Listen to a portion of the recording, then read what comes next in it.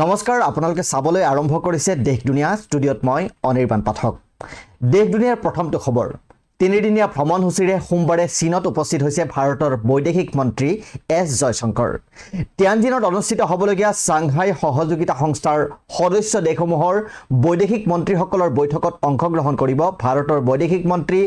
S জয়শংকৰে বেজিঙত উপস্থিত হৈ তেওঁ চীনৰ উপৰাষ্ট্ৰপতি হান জেঙৰ সৈতে মিলিত হয় তেওঁ চীনৰ সমকক্ষ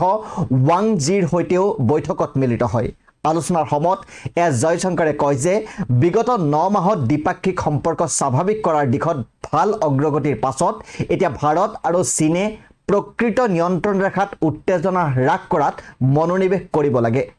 বৈঠকত মুকলি ভাষণত এছ জয়শংকৰে কয় যে ভাৰত আৰু চীনৰ মাজত মতানৈক্য বিবাদলৈ পৰিণত হ'ব নালাগে আৰু সহযোগিতাও সংঘাতৰ ৰূপ ল'ব নালাগে এই ভিত্তিত দুয়োখন দেশৰ মাজৰ সম্পৰ্ক ইতিবাচকভাৱে আগবাঢ়িব পাৰে আৰু এই মন্তব্য আগবঢ়াই এছ জয়শংকৰে আহিছো পৰৱৰ্তী খবৰলৈ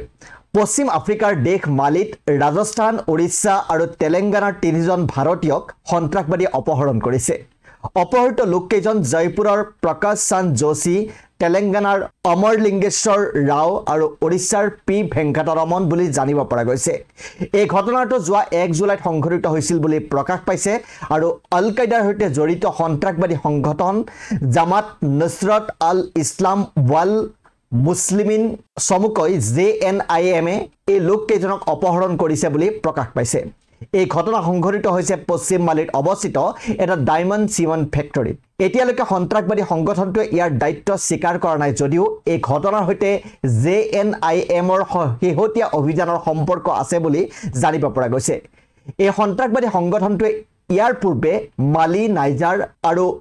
বুৰ্কিনা ফছুৰ বিদেশী শ্ৰমিক চৰকাৰী প্ৰতিষ্ঠান আৰু সামৰিক চকীসমূহক লক্ষ্য কৰি লৈছিল তৃতীয়টো খবৰ আবুধাবিত থকা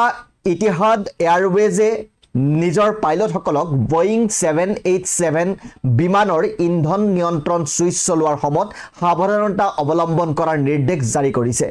লগতে তেওঁলোকৰ লক কৰাৰ ব্যৱস্থাও পৰিদৰ্শন কৰাৰ নিৰ্দেশ দিছে যোৱা 12 জুনত আহমেদাবাদত সংঘটিত হোৱা এয়াৰ ইণ্ডিয়াৰ বিমান দুৰ্ঘটনাৰ প্ৰাৰম্ভিক তদন্তৰ প্ৰতিবেদন ওলোৱাৰ পাছতে এই নিৰ্দেশনা জাৰি কৰা বুলি জানিব পৰা গৈছে বিমান দুৰ্ঘটনাৰ প্ৰাৰম্ভিক তদন্তৰ প্ৰতিবেদন অনুসৰি বিমানখনৰ দুয়োটা ফুয়েল সুইচ উৰণৰ পাছতে